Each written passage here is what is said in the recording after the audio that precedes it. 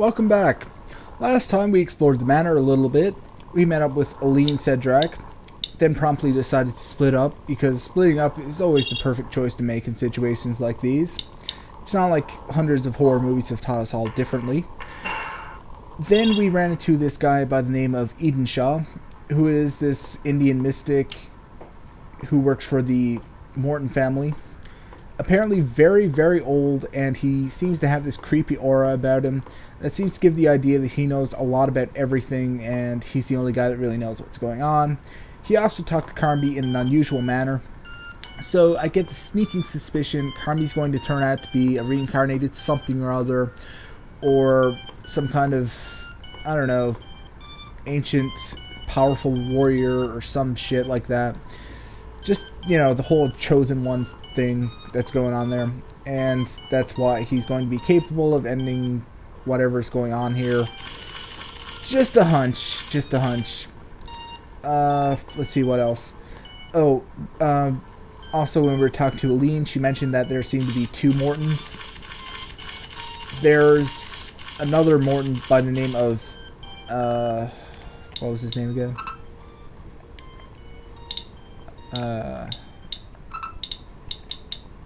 There we go. Alan Morton. Yeah, Alan Morton. So they're Alan Morton and Obed Morton, who look close enough to each other that they're easily mistaken. Gonna just guess that they're twins, and I have a sneaking suspicion that that's somehow going to come back and butt us in the ass at some point, because we're going to mistake one for the other. Because that's just how shit works. The cliches just keep on coming, people. The cliches just keep on coming. Let's see. Flask. That wasn't there before. Shit! Fuck! Oh. They aren't even... But they weren't even touching me. How did they... fuck this. Fucking spike monkeys. Yeah, that's what I'm going to start calling those things. I'm going to call them spike monkeys. Because they do have spikes, and they kind of look like monkeys. So, spike monkeys. Calling them spike monkeys. They probably have an official name, but fuck that, spike monkeys. It's easier to remember. What else did I have to say? Believe that's about it. There didn't seem to be any objections to me reading stuff, so I'm going to continue doing that for the time being, at least. This is the journal that I didn't read last time around. I made sure to flick through the other ones just in case it triggers something. I don't know. Anywho, here's this journal. Upconis Amerindians, a link between two humanities. This book is the result of research that I embarked upon more than 20 years ago. I am aware that the theories, ideas, and truths expounded herein have already engendered great hostility, not only from my colleagues but also from anthropological and ethnological scientists, who are more distantly related to my field. I know that history will prove me right. It is this conviction that drives me onwards on this narrow, treacherous path I have chosen to take. My passion for Upconis culture, language, and civilization started at a very young age. I owe this passion to two men. Firstly, to my grandfather, Jeremy Morton, who is a physician, mathematician, astronomer, philosopher, and magician, as well as a misunderstood genius. This book is apparently written by Obed Morton. It did say on the save file that this is his office, so I'm guessing it's him. He seems to really admire his grandpa, Jeremy Morton. I'm not sure how he fits into this, because that will mention Richard Morton and Archibald Morton, if I'm getting that right. So I'm not sure how the fuck the Morton family tree is set up. It's very weird and shit like that. I just have no fucking clue what's going on here. Maybe they all changed their first names. Beats the fuck out of me. By the will of God, may mankind one day pay him the homage that is his due. Secondly, to Joseph Edenshaw, who entered my grandfather's service in 1920. That would make this guy about 80, by my estimate. No, he'd actually be in his 90s, probably. Unless he entered into his service at a very, very young age. So, yeah, he's probably old as hell and there's some magic going on there, etc., etc. Yeah.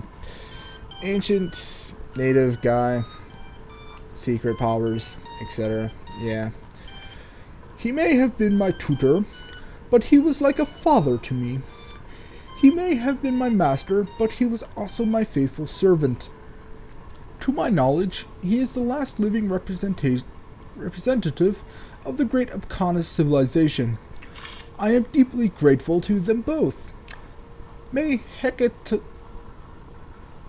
Fuck this word. Fuck you, Obed, and your fucking worthy fucking dictionary of bullshit. Fuck. I'm not even going to bother trying to pronounce that. Okay, fine, I will. Heketanshires? The fuck is that shit? Bathe them both in his sweet eternal light. By the way I see it, the Morton family probably speak with some sort of European accent, probably Eastern Europe. I like to picture them as really old dudes who smoke a lot and are probably from Germany. Maybe their last name was originally Hitler. I could be wrong, it's just a hunch. Call me crazy. We'll see how right I am eventually. My detractors have often reproached me for elaborating the theories from which my convictions spring on the basis of limited, fragmentary, and unreliable sources. It is true to say that, up until now, the material I have provided to feed my critics' curiosity is scant. 3 engraved stones and several dozen photos of inscriptions taken from the walls of grottos found on an island off the coast of Boston. Champollion, however, persuaded the world of his convictions with only the Rosetta Stone. On the basis of my evidence, I can confirm that a highly evolved form of Abkhanis civilization with a complex writing system appeared in the northeast of what is now the United States, 15,000 years ago. This civilization has a rich history that is more extensive than even our Judeo-Christian civilization. Fucking doubt that bullshit right there. Fucking doubt that. Unless he's very unfamiliar with Western civilization, I have serious doubts about this. Just saying. Unlike other human civilizations, it never sought to extend its territories, to conquer others, or migrate. It should not be forgotten in the respect that the word Abkhanis itself means guardian in their language. Guessing they're guardians of the gates of hell, which is this whole shadow world thing, and I'm guessing we're currently standing on the fucking gateway to hell. That's probably what that creepy bunch of stones and what these statues we're tracking down is all about. I'm probably wrong. Probably. Yeah, right.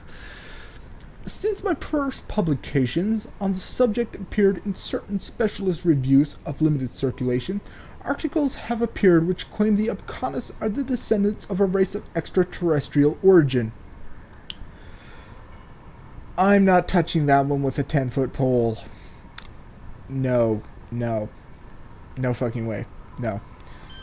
Although this potentially heads towards Indiana Jones 4 territory right now. This discredited my research greatly, and I feel compelled to say that such rantings are completely unfounded. The Abkhanis are anything but extraterrestrials. Abkhanis society was not organized around the family unit, but on a community structure.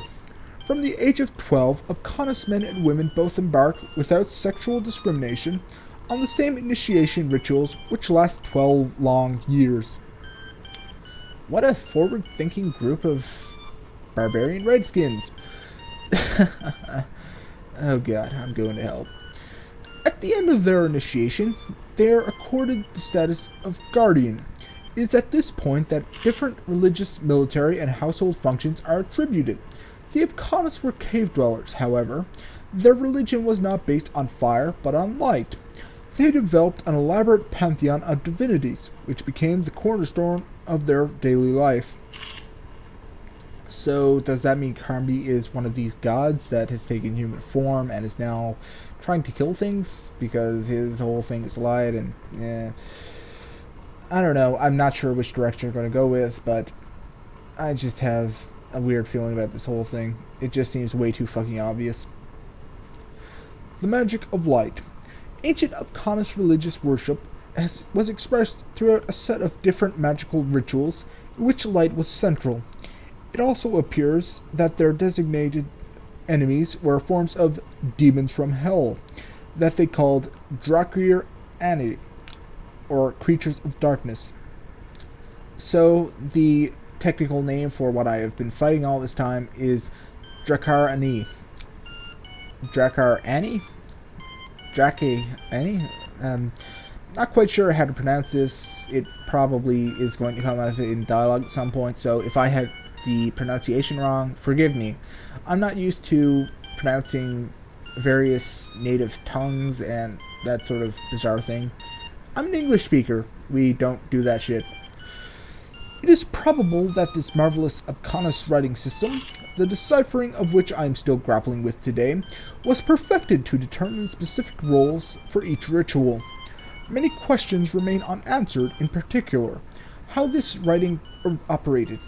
For most known civilizations, writing was first invented for commercial exchange, for listing possessions, or for establishing contracts. The Abkhanis one's single preoccupation, however, seems to have been their role as guardian. Guardian of what, though? And against whom? These are both questions to which I think I will never find satisfactory answers. Really? Really? Seriously, Obed? Seriously? You can't figure this shit out? A preschooler could figure this shit out. Where the fuck did you get your doctorate, Obed? I'm guessing he's a doctor. I don't know. I'm just saying, if this guy is a doctor, I am fucking God or something, because holy shit, it is... Seriously, Obed. Fucking seriously. Good God. A painting of a megalithic stone with similar... Okay, this is probably going to be one of the last areas of the game. I'm guessing these statues we're tracking down go on each one of these little things here, and we have to face in a certain direction and play that recording tape. I'm just building like a general idea of what I think is going to go down. And once we do all that, we are going to be able to get to the last area of the game, or fight the last boss, or whatever that is. Okay, so this is Obed Morton as a child in front of a stone door. Apparently there are stone doors all over the place. Well, since we know what the flask is for, we might as well do that now. Just fill it up. Fill the flask. And the flask belongs to Archibald Morton. The Obed and Alan's father? Would that be right? I mean, the Richard Morton guy was from 1905, so that would that be right? I don't know. I really am completely in the dark here. Literally. Okay, where the hell are we now? This looks like the lobby. Yes, it does. Well, that's good, because there was something I was going to check out. I recall seeing the bus before. Yeah, I make sure to check out the videos, because it's pretty useful in order to figure out hidden stuff. Those books that we found had two initials on them. Obed and Alan, right? So let's see if that is the key here. Okay, apparently not. Old Books of Geology. So yeah. Looks like nothing here. Apparently that's not how it's supposed to go. It does appear to be locked on the A though. So I'm guessing there's some letter there. Heading back here. Anything in that chest? Nope. Just let you look at that. Oh, there we go. A more recent photo of Obed Morton. So now we know what to look at. That guy has creepy beard. That is a creepy fucking beard.